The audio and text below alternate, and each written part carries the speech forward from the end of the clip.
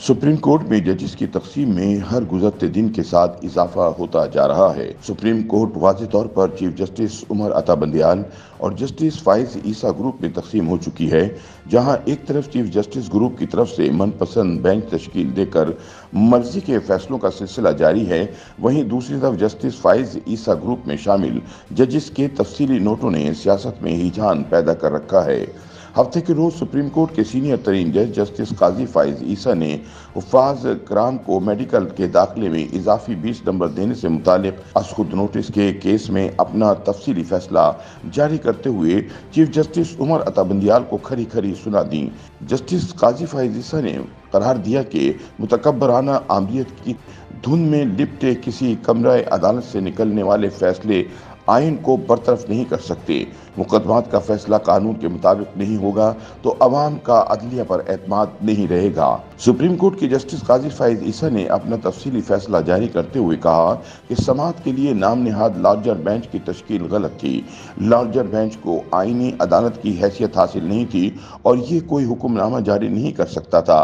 Justice काजी फाइज ईसा ने लिखा कि नोट में कहा गया है कि इशरत अली ने 4 अप्रैल को खुद को गलत तौर पर रजिस्ट्रार जाहिर किया।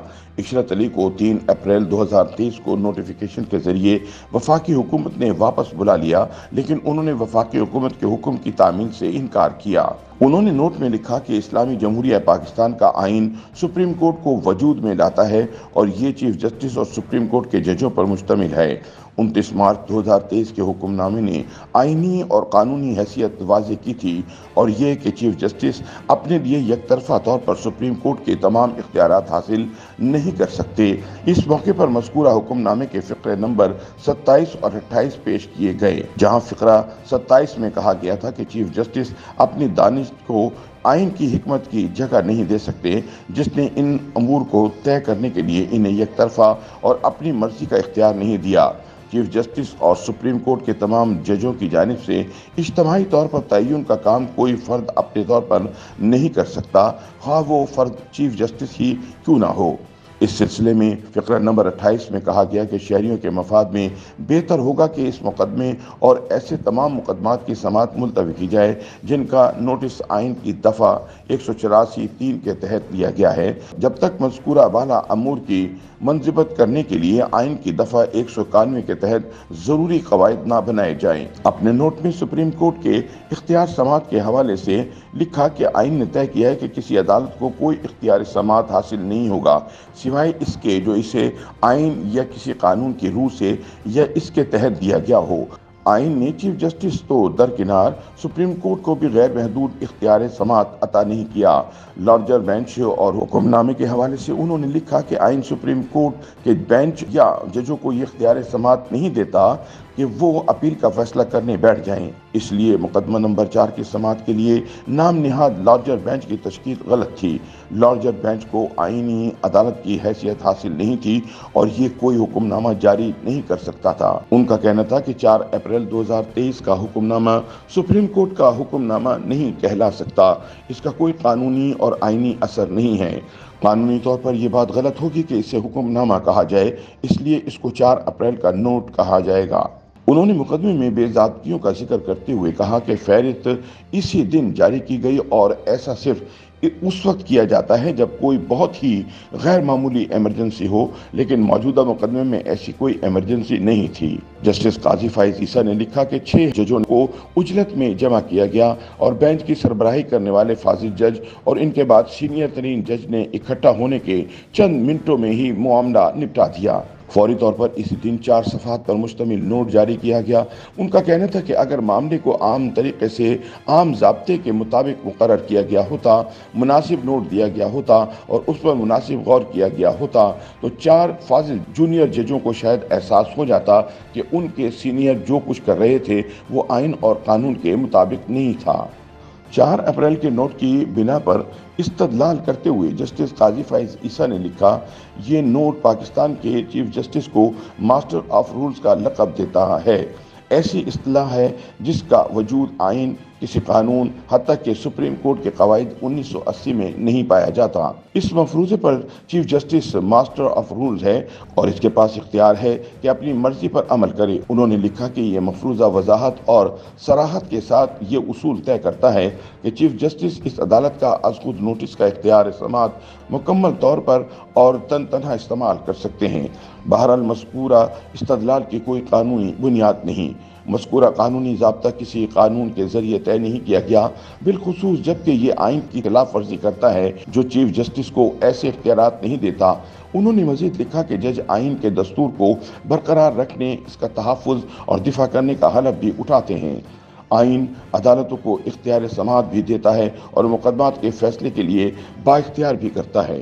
اس لیے اگر غیر موجود اختیار سماعت استعمال کیا جائے تو اس سے آئین کے مطابق عمل کرنے کے حلف کی خلاف ورزی ہوتی ہے۔ جسٹس قاضی فائز عیسیٰ نے اس سلسلے میں اسلامی احکامات کی بھی وضاحت کرتے ہوئے کہا کہ چیف جسٹس قابل احترام ہیں لیکن وہ ماسٹر نہیں ہیں۔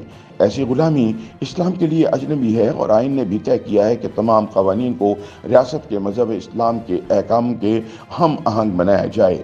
انہوں نے لکھا کہ اگر عدلیہ کے جواز، وقار اور اعتبار پر حرف آیا تو عدلیہ اور پاکستان کے عوام کو ناقابل تلافی نقصان پہنچے گا، کیونکہ اس کے بغیر عوام عدلیہ پر اپنا اعتماد کھو بیٹھیں گے۔ ایسا کرنے کا سب سے یقینی راستہ یہ ہے کہ مقدمات کے فیصلے آئین کے مطابق نہ کیے جائیں۔ ان کا کہنا تھا کہ پاکستان کو سب سے پہلے اس وقت برباد کیا گیا جب ایک بیوروکریٹ گورنر جنرل نے آئین ساز اسمبلی غیر آئینی طریقے سے برطرف کر دی اور سندھ چیف کورٹ کا متفقہ فیصلہ وفاقی عدالت نے منسوخ کر دیا۔ وفاقی عدالت کے فیصلے نے مستقبل کے آمروں کو سویلین حکومت برطرف کرنے کے قابل بنایا اور افسوس ہے کہ ایک سے زائد مرتبہ چیف جسٹس اور سپریم کورٹ کے ججوں نے آمروں کی سہولت کاری کی۔ جسٹس قاضی فائز عیسیٰ نے اختتامی نوٹ میں نتیجہ اخذ کرتے ہوئے لکھا کہ چونکہ نہ تو آئین اور نہ ہی کسی اور قانون نے کسی عدالت میں 6 جلیل القدر ججوں کو یہ اختیار دیا ہے کہ وہ اپنے آپ کو اختیار دیں، اس لیے مقدمہ نمبر 4 میں سپریم کورٹ کے 29 مارچ 2023 کے حکم نامے کو 4 اپریل کا نوٹ منسوخ نہیں کر سکتا اور متکبرانہ عملیت کی دھن میں لپٹے کسی کمرے عدالت سے نکلنے والے فیصلے آئین کو برطرف نہیں کر سکتے۔ واضح رہے کہ 30 مارچ کو سپریم کورٹ نے میڈیکل کے طلبہ کو حافظ قرآن ہونے کی بنیاد پر اضافی نمبر دینے سے متعلق جسٹس قاضی فائز عیسیٰ کی سربراہی میں قائم 3 رکنی بینچ کا فیصلہ جاری کرتے ہوئے کہا تھا کہ آئین اور رولز چیف جسٹس کو اسپیشل بینچ تشکیل دینے کی اجازت نہیں دیتے۔ اپنے فیصلے میں سپریم کورٹ نے از خود نوٹس اور آئینی اہمیت کے حامل مقدمات پر سماعت مؤخر کرنے کی تجویز دیتے ہوئے کہا کہ رولز بنائے جانے تک 184(3) کے تمام کیسز کو روک دینا چاہیے۔ بعد ازاں 31 مارچ کو سپریم کورٹ نے جسٹس قاضی فائز عیسیٰ اور جسٹس امین الدین کا چیف جسٹس کے از خود نوٹس اور بینچ کی تشکیل کے اختیارات سے متعلق فیصلہ مسترد کرتے ہوئے کہا تھا کہ 3 رکنی بینچ کا فیصلہ صحافیوں سے متعلق 5 رکنی بینچ کے فیصلے کے منافی ہے۔ سپریم کورٹ کے رجسٹرار کی جانب سے جاری سرکولر میں کہا گیا تھا کہ جسٹس قاضی فائز عیسیٰ اور جسٹس امین الدین خان کے فیصلے میں آرٹیکل 184(3) سے متعلق آبزرویشن از خود نوٹس کے زمرے میں نہیں آتی۔ اس کے 2 روز بعد سپریم کورٹ آف پاکستان کے سینئر جج جسٹس قاضی فائز عیسیٰ نے رجسٹرار سپریم کورٹ عشرت علی کو خط لکھ کر فوری طور پر عہدے سے دستبردار ہونے کا کہا تھا۔ تاہم سپریم کورٹ نے 4 اپریل کو جسٹس قاضی فائز عیسیٰ اور جسٹس امین الدین کے چیف جسٹس کے از خود نوٹس اور بینچ کی تشکیل کے اختیارات سے متعلق فیصلے پر لارجر بینچ تشکیل دیا تھا۔ سپریم کورٹ کے لارجر بینچ نے از خود نوٹس کو 5 منٹ کے اندر نپٹاتے ہوئے کہا تھا کہ جسٹس قاضی فائز عیسیٰ اور جسٹس امین الدین کے فیصلے کی کوئی قانونی حیثیت نہیں اور از خود نوٹس غیر مؤثر ہونے پر نپٹا دیا جاتا ہے۔